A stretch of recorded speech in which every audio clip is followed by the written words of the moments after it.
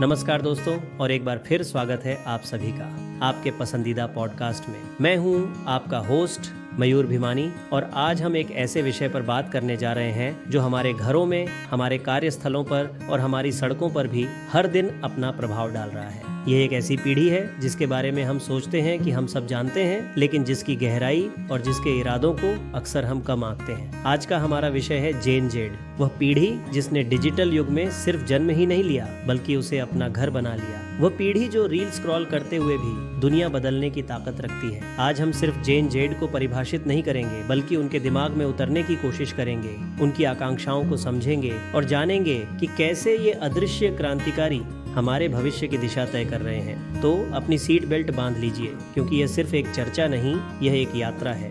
आइए शुरुआत करते हैं इस सवाल से। जनरेशन जेड कौन है? ये वो लोग हैं जिनका जन्म 1997 से 2012 के बीच हुआ है। अब आप सोचेंगे, ठीक है, ये तो बस कुछ आंकड़े हैं, लेकिन नहीं, इन आंकड़ों के पीछे एक पूरी दुनिया बदल चुकी है। हम में से जो जनरेशन एक्स या मिलेनियल्स हैं, just for knowledge, generation x यानी वह लोग जिसका जन्म 1965 से 1980 के समय हुआ, और मिलेनियल्स और जिसे कहते हैं जनरेशन वाई यानी वह लोग जिसका जन्म 1980 और 1990 के दशक के बीच हुआ। हमें याद होगा जब इंटरनेट एक डायल अप कनेक्शन की धीमी आवाज के साथ आता था। हमें याद है जब मोबाइल फोन एक स्टेटस सिंबल था और सोशल मीडिया का नाम भी किसी ने नहीं सुना था। हमने दो दुनियाएं देखी हैं, एक इंटरनेट से पहले की और एक इंटरनेट के बाद की। लेकिन जेन जेड के लिए उनकी आंखों ने दुनिया को हमेशा एक स्क्रीन पर देखा है। उनके खिलौने शायद एक टैबलेट भी रहे हों। उनके लिए ऑनलाइन और ऑफलाइन के बीच की रेखा इतनी धुंधली है कि वे शायद ही उसे पहचानते हों। उनके दोस्त सिर्फ मोहल्ले में नहीं, बल्कि दुनिया के किसी भी कोने में हो सकते हैं, जिनसे वे हर पल जुड़े रहते हैं। इस डिजिटल नेटिविटी ने उनकी सोच को मौलिक रूप से बदल दिया है। सोचिए, जब आपको कोई जानकारी चाहिए होती थी तो आप किताब उठाते थे या लाइब्रेरी जाते थे। जेन जेड के लिए हर सवाल का जवाब एक सर्च इंजन पर एक क्लिक दूर है। लेकिन यहाँ एक दिलचस्प बात है, इतनी आसानी से जानकारी मिलने का मतलब ये नहीं कि वे हर चीज को स्वीकार कर लेते हैं। बिल्कुल नहीं, उन्हें बचपन से ही इतनी जानकारी मिली है कि वे उसके जाल में भी फंसे हैं। फेक न्यूज, गलत सूचना, ट्रोलिंग, और इसी अनुभव ने उन्हें एक खास हुनर दिया है, आलोचनात्मक सोच। वे सिर्फ देखते या पढ़ते नहीं, वे विश्लेषण करते हैं। अगर कोई चीज टिकटॉक पर ट्रेंड कर रही है तो वे तुरंत उसकी सत्यता को किसी विश्वसनीय स्रोत से जांचते हैं। वे विशेषज्ञ की राय को महत्व देते हैं, गहन विश्लेषण पसंद करते हैं, क्योंकि उनके लिए सत्य और प्रामाणिकता सिर्फ आदर्श नहीं, बल्कि डिजिटल दुनिया में जीवित रहने और सफल होने की मूलभूत शर्तें हैं। उन्हें पता है कि अगर वे हर चीज पर आंख बंद करके भरोसा करेंगे तो वे गुमराह हो सकते हैं। तो जनरेशन जेड को सिर्फ स्क्रीन से चिपका हुआ मत समझिए, वे वहां सक्रिय रूप से दुनिया को परख रहे हैं। अब आते हैं जेन जेड के दूसरे सबसे महत्वपूर्ण पहलू पर, उनका आर्थिक और व्यावसायिक दृष्टिकोण। अगर आपने सोचा था कि जेन जेड सिर्फ मौज मस्ती करने वाली लापरवाह पीढ़ी है, तो आप एक बड़ी गलतफहमी में हैं। ये इतिहास की सबसे प्रैक्टिकल और सबसे ज्यादा आर्थिक रूप से जागरूक पीढ़ियों में से एक है। हमारी पीढ़ी के लिए नौकरी का मतलब अक्सर एक ही जगह पर जीवन भर की सुरक्षा था, एक स्थिर पेचेक, पेंशन और रिटायरमेंट। लेकिन जेन जेड ने एक अलग दुनिया देखी है। उन्होंने आर्थिक मंदी देखी है। उन्होंने देखा है कि कैसे कंपनियां रातों रात हजारों लोगों को बाहर कर देती हैं। उन्होंने बढ़ती हुई महंगाई और सपनों के शहरों में आसमान छूती प्रॉपर्टी की कीमतें देखी हैं, और इन सब ने मिलकर उन्हें एक गहरी समझ दी है। स्थिरता अब किसी एक स्रोत पर निर्भर रहने में नहीं है, बल्कि कई स्रोतों को बनाने में है। एक सर्वे के मुताबिक जेन जेड के करीब 2/3 सदस्यों ने 19 साल की औसत उम्र से ही बचत करना शुरू कर दिया था।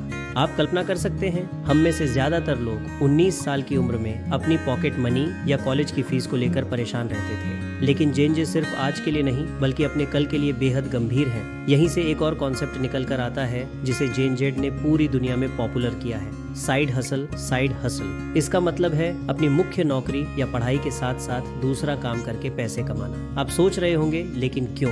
क्योंकि ये जानते हैं कि भविष्य अनिश्चित है। एक सैलरी पर निर्भर रहना एक जुआ खेलने जैसा है। तो आप देखेंगे कि एक कॉलेज स्टूडेंट सुबह क्लास जाता है, दोपहर में अपनी ग्राफिक डिजाइनिंग क्लाइंट का काम करता है और शाम को अपने छोटे से ई-कॉमर्स स्टोर के ऑर्डर पैक करता है। ये सिर्फ पैसे नहीं कमा रहे, ये मल्टीपल स्किल्स सीख रहे हैं। ये रिस्क मैनेजमेंट कर रहे हैं और सबसे बढ़कर ये अपनी आर्थिक स्वतंत्रता की नींव रख रहे हैं। ये सिर्फ उपभोक्ता नहीं हैं, ये निर्माता हैं।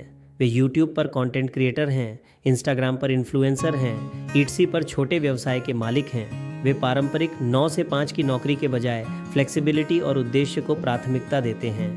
JNZ की यह सोच, उनकी यह कार्यशैली हमारी अर्थव्यवस्था के भविष्य को पूरी तरह से बदलने वाली है। ये सिर्फ पैसा नहीं कमा रहे, ये एक नया आर्थिक मॉडल तैयार कर रहे हैं जहां व्यक्तिगत उद्यम और मल्टीपल आय के स्रोत ही सफलता की कुंजी होंगे।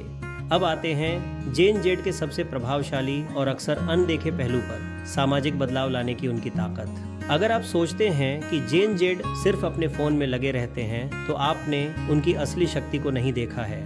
हाल ही में नेपाल में हुए विरोध प्रदर्शनों को याद कीजिए। एक ऐसा आंदोलन जिसका कोई पारंपरिक चेहरा नहीं था, कोई बड़ा राजनीतिक नेता नहीं था। ये आंदोलन किसी संगठन द्वारा नहीं बल्कि एक पूरी पीढ़ी के सामूहिक विवेक और दृढ़ संकल्प से खड़ा हुआ था। उन्होंने सोशल मीडिया को अपना हथियार बनाया, अपनी आवाज को एक दूसरे तक पहुंचाया और सरकार को झुकने पर मजबूर कर दिया। यह JNZ की ताकत थी। JNZ किसी भी अन्याय को चुपचाप नहीं देखते, चाहे वह पर्यावरण का मुद्दा हो जहां वे जलवायु परिवर्तन के खतरों के बारे में सबसे ज्यादा मुखर हैं, या सामाजिक असमानता हो जहां वे विविधता, समावेशन और न्याय की मांग करते हैं, या राजनीतिक भ्रष्टाचार हो जहां वे नेताओं से जवाबदेही मांगते हैं। वे सिर्फ जानकारी पढ़कर बैठ नहीं जाते, वे उसे साझा करते हैं, उस पर चर्चा करते हैं और उसके खिलाफ कार्रवाई करते हैं।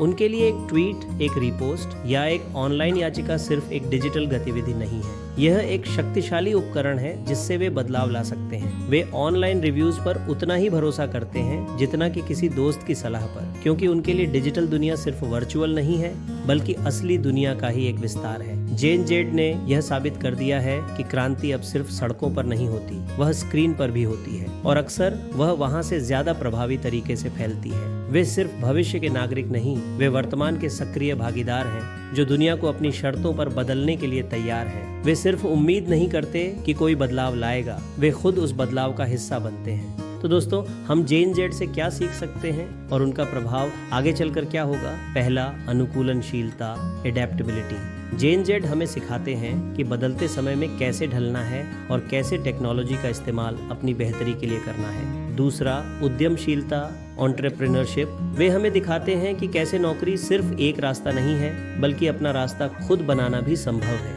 और तीसरा, सामाजिक चेतना, सोशल कॉन्शियसनेस।